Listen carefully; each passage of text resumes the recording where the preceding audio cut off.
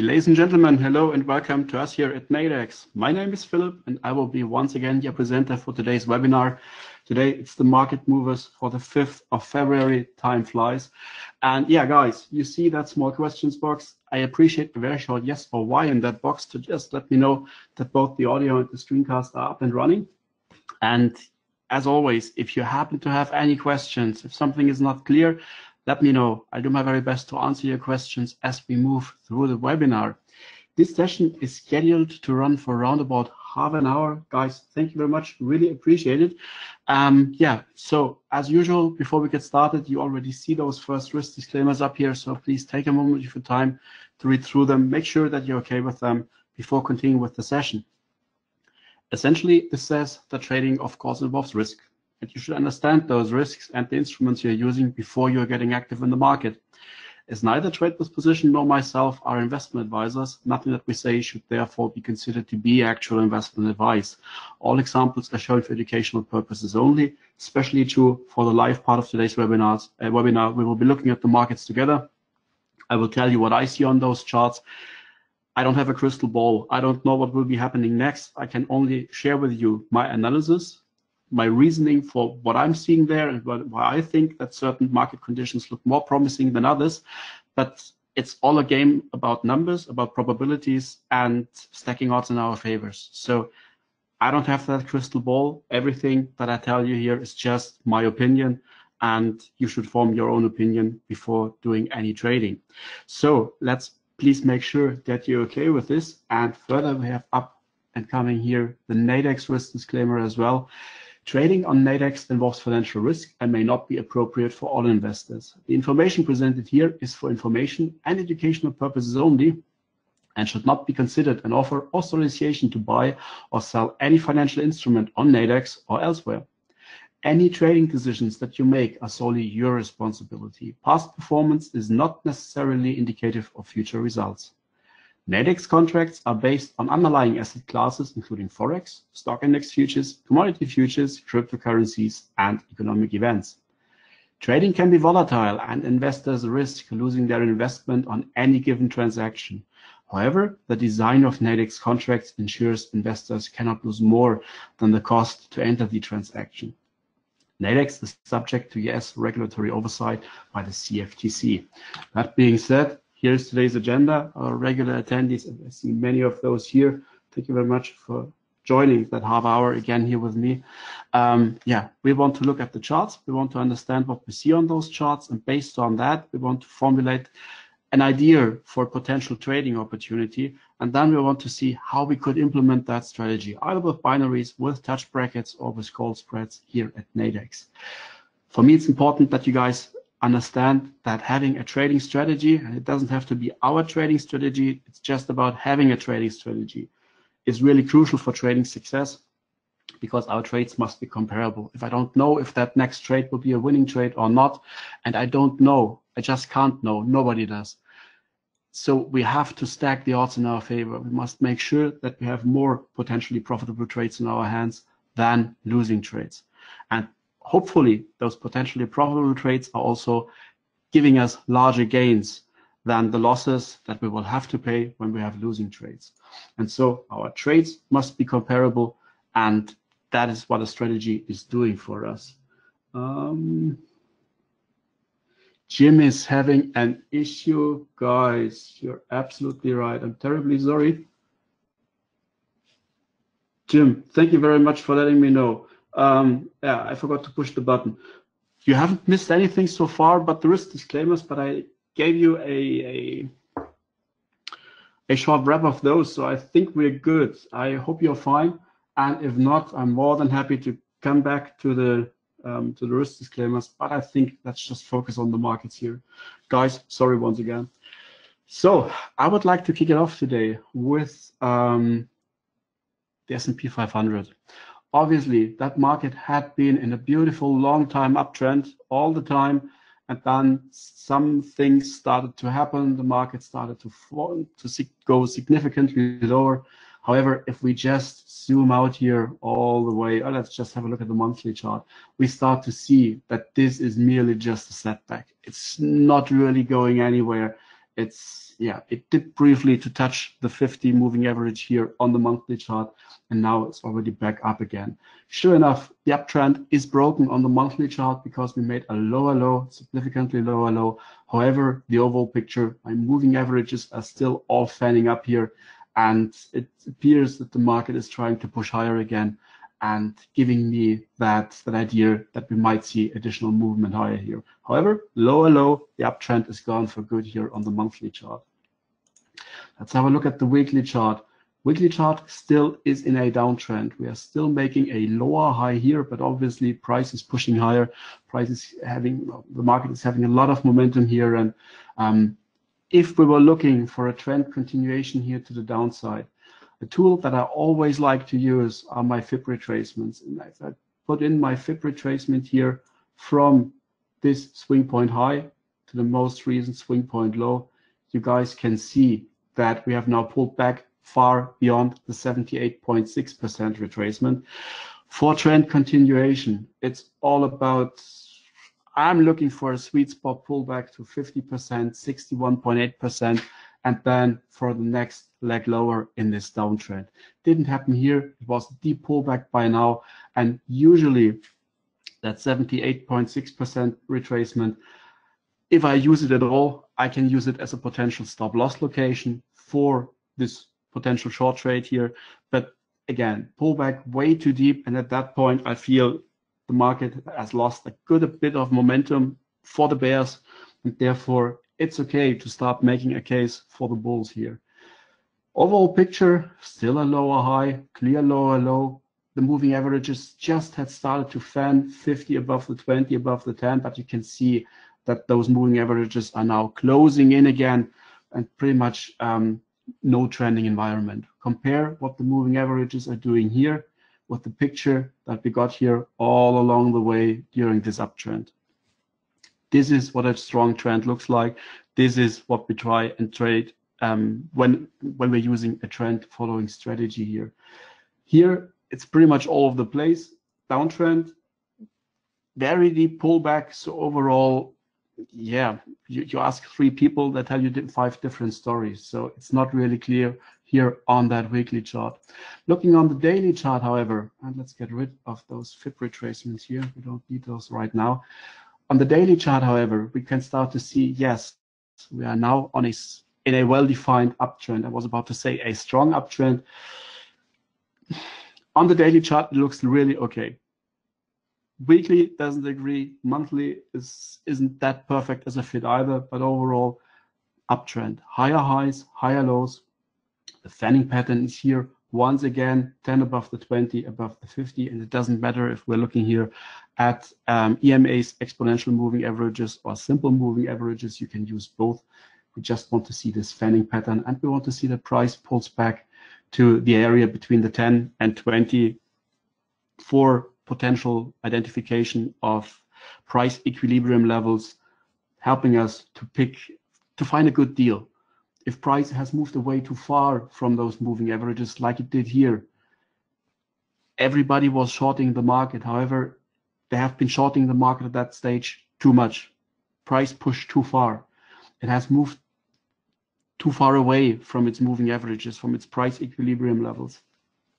And this is just like an elastic band. If you just stretch it too far and let it go, that rubber band snaps back into place, and sure enough, price pulls back with strong force to give us here this pullback to price equilibrium levels, and then we will see what the market is doing next. But I try to avoid trading at such overextended price levels here. Are we overextended right now here on the daily chart? No, not at all.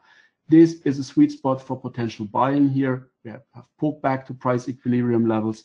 However, the situation was not really that clear at that time, because if we just look at the high here, we started to see a lower high here. We saw a small triangle, small consolidation phase here. But when price started to push higher once again, all right, that makes sense now to see the price is moving higher, uptrend reestablished, and price.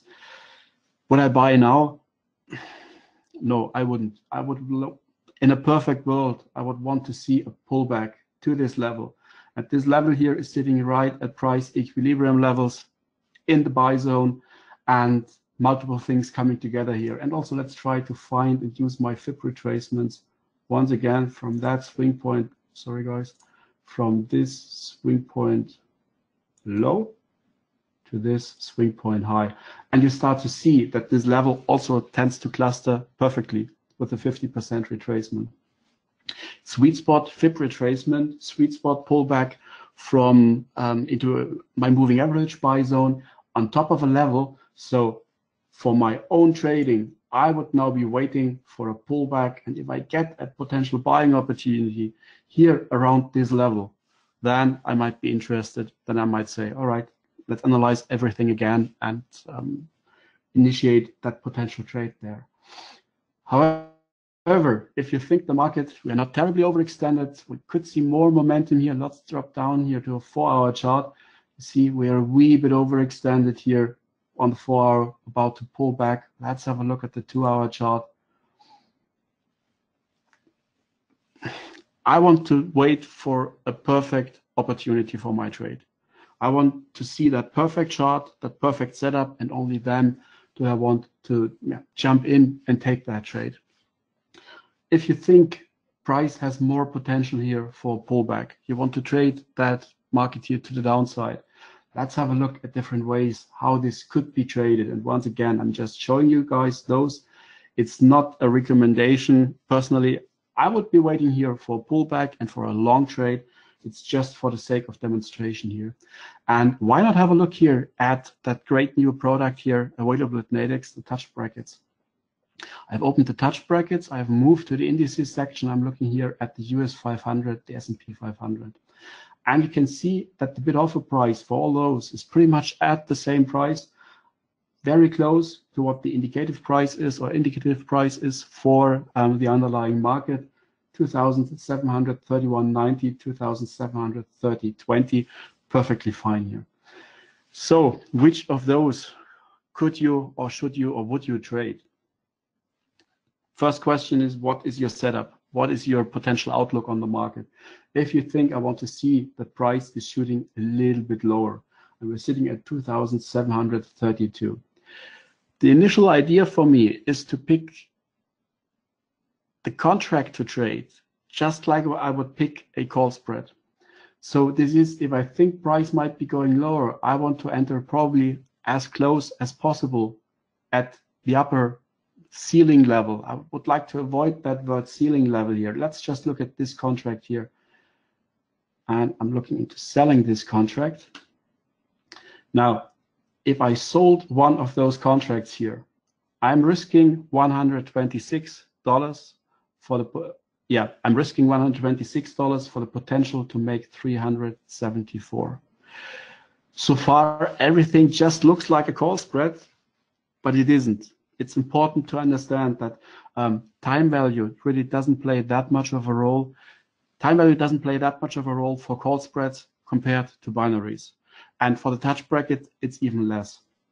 The one thing to keep in mind is, yes, I have a decent reward to risk ratio on that trade. The very moment, however, price starts to push higher and starts to trade above that 2,743 level, that position is closed out. So you can think of those touch brackets essentially as some kind of mini futures contract, which is with an inbuilt stop loss level.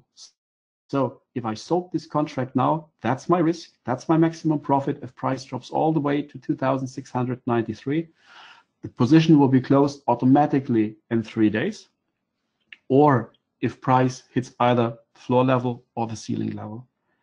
Does this make sense, guys? Are there any questions here considering the touch bracket? And let's just place this trade. I'm not convinced that this is a good trade. It's really just for demonstrational purposes here. You see the trade is live, the position is on, and just for the sake of completeness, let's create another trade here when I think the market might be going higher. I don't want to be too aggressive with going towards the floor and ceiling levels here, because remember, once it's touched, that trade is gone. That position is out. So I want to give those trades a little bit more wiggle room probably when looking at the selection of a touch bracket when compared to the selection of a call spread. So if I think the market might be going higher, I could be looking into buying this contract here, and this gives me around about 10 points currently to move against me in order to stop me out of that position. If this is too little, let's compare those. If I want to buy this contract here, I want to buy one contract. I'm risking 85 for a lot, for potential profit to make 415. 4-to-1, larger than 4-to-1 reward to risk ratio. From a reward risk ratio aspect, that trade is absolutely awesome. Keep in mind, if price goes against me, I will be stopped out and lose those 85 bucks. How do I do my position sizing? I'm trading in a demo account, and I don't suggest that you follow that trade. I would want to risk 1% of my account. So 22,360, I'm good by risking about 220 something dollars. If I was to trade 3 contracts here, I would be risking 255. That's too much. So I'm scaling down again. That's my maximum risk, no matter what the market is doing, what politicians are doing, what other countries are doing. That's my maximum loss. Powerful feature across all different contracts available to trade here at Nadex. So 2 contracts, I want to buy those, and the position is on. Now let's compare it to this contract here. Little bit lower bracket. Buying just 1 contract would give me a potential loss here of 183. It's still a very nice reward to risk ratio on that trade. However, my maximum loss is larger. I can only trade 1 contract right now with my risk settings, and this would make it easier to scale out of that position and to manage that position more professionally. The question is, what is it that you want? Do you want to have more room for that trade to breathe and to develop itself? Or do you think, no, it's okay if price moves against me, I want to be stopped out. My analysis is so precise, I don't need that additional breathing space, breathing room for my trade to work out. So this is why I personally would currently lean towards that contract. But once again, overall, there is not a setup here for our trading strategies. And those of you who attended our recent webinars where we taught you those strategies, this is currently setting up for a potential trading opportunity. But the opportunity is not here right now.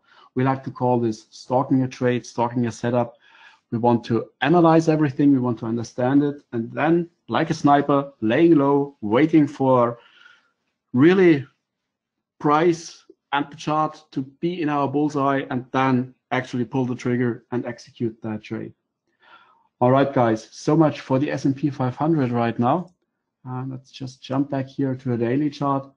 And yeah, any questions so far, both considering the instrument, potential trade selection here, and also the market? Quick reminder, questions are absolutely welcome. You're not interrupting my flow. Please, let's keep them coming. Next market that I want to analyze is oil. You see many lines already here on that chart, and let's zoom it out to a weekly chart first. You can see that the oil market was in that trading range here for a long period of time. Pretty much starting here, February 2015, and now all the way here to the side. And finally, we broke out of that range. Price spiked up to about $75, $76. Many market participants were not expecting that. I doubt that it made the news in the United States, but one local German airline just went belly up and had to file for the equivalent of Chapter 11, just because one of the reasons was the impact of oil prices on their purchasing and fleet management were underestimated, and they had to pay way too much for their fuel. Now, price came back all the way. Probably too little, too late for that airline. However, since then, price, and please note once again, what do our moving averages do here? They fan, which is good indication for a downtrend. Would I like to sell this market here? No, because we are overextended. We have moved away too far from our moving average sell zone. And once I get this candle structure here, and please note that I'm getting this candle just on top of this level here, which has been on that chart forever, it doesn't make sense to short that market in this context. It's just you want to understand where the market probably could be going, but also you want to get a good deal. And here there is no good deal for a bear to be had, because this is the sweet spot. This is the sweet spot where we could start to look into selling this market again, because price has already snapped back. Remember that rubber band, that elastic band, price has already snapped back to price equilibrium levels. And now it might be catching its breath for the next move lower. However, this whole trading range here of, let's say, 55, 54, down to about 42, something like that, that whole range, there was so much trading going on there. I feel that there's a lot of weight, a lot of staying power for the market to remain in this area. And currently it looks like, yes, on the weekly chart, price rallied, but now it looks like it might be just coming back. The downtrend absolutely still is pretty much intact here. The question is if this could make a high here. I'm definitely reluctant to call this a high, because let's be honest, this is just a one candle pullback here. That's a little bit too yeah, it's just not enough for me. If this was a pullback move over 4 or 5 candles, then that might be significant. Here it's really just one candle. No, doesn't work for me. So that's the recent high. That's the current high. It's definitely a lower high here, getting a better feeling for what this market, where the sweet spot for potential pullbacks might be. And you see that we have now currently just pulled back here to the 38.2% retracement level. That pullback is not deep enough to justify a short trade just based on fib levels here for me. But this is an indication that this move might be over and that price might at least start to try to push lower again. That's the weekly chart. We drop down with our time frames to the daily chart. What can we see here on the daily chart? Well, the daily chart is in an uptrend, but please note that this pullback here was rather steep. The next leg higher, yes, it was still higher. However, it took more time, and here we covered so much ground. And the next high, just a very minor new high. And the next thing is true here also for this one. This high here compared to that one, sure enough, it's another new high, but it took quite a bit of time to form. Here, just a few candles, lots of ground covered. Pretty much same amount of candles, very little ground covered, more candles, even fewer ground covered. And this is what shows us here, this flattening of the curve of MACD. You start to see the price is pushing higher, and yes, MACD is pulling up sharply. RSI is gaining ground sharply. Next move higher here, yes, it's still good enough here to give me a new higher high in MACD and also a higher high in RSI, but it's only, again, just a minor new high, both in MACD and RSI.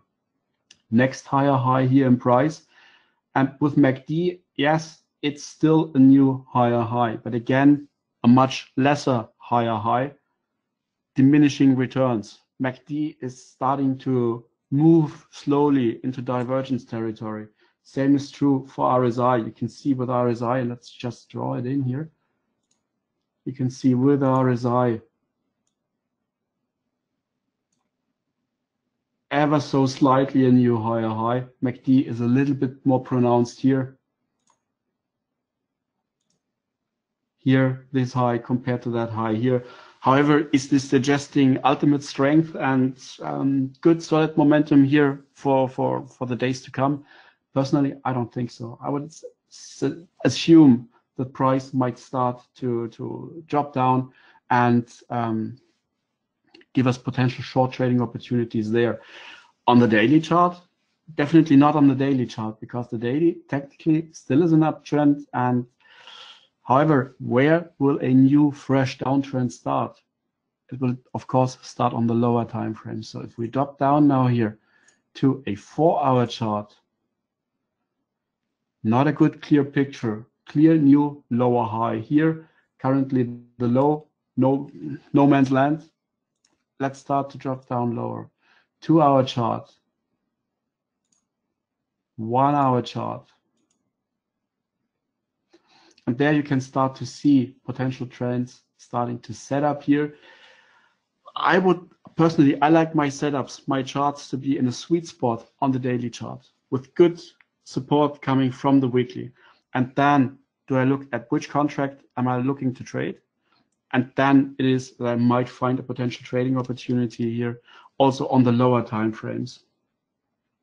Daryl is asking a great question. Daryl, thank you very much for that. Can you exit a trade when you are in the money before expiration? You absolutely can. And that's one of the strong features here of the Nadex platform for me. You can manage your trade.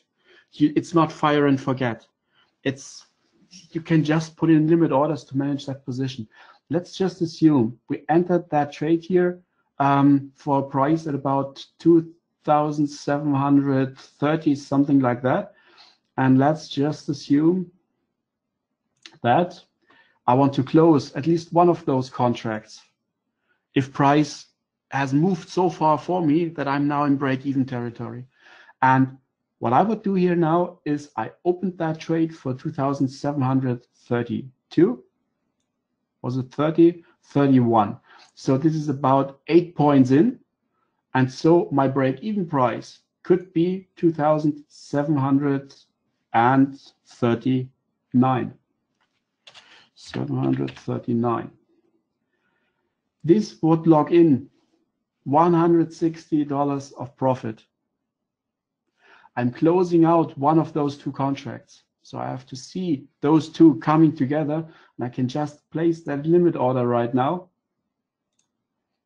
And you see here in the working order section, that limit order is in there.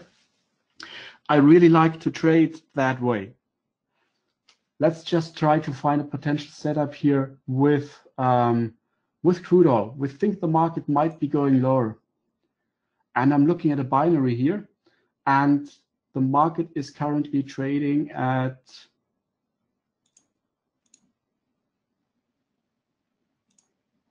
I'm just curious why it doesn't update my, oh, sorry, my bad.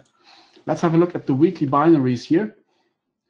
And if I feel that price might be coming back to test this 52.25 level, just eyeballing it now. It's not really precise at that stage. It's really just demonstrational. I would think about selling that, maybe selling that contract. One, how many contracts do I want to sell? I want to risk 1% of my account. So a risk exposure of about 200. That's good enough here, $225, that's fine. So guys, once again, and as always, just demonstrational purpose, just educational. It's not that I think this would be a good trade. It's really just demonstrating how I would go if this was a nice trading opportunity, how I would go about position size, and then managing that trade. So selling 9 contracts here is giving me a potential loss of round about 1% of my account. This is perfectly fine. And I'm looking into selling this contract, that position here. And that position is live. Now, how much? I sold it for 25. So my risk per one contract is $25.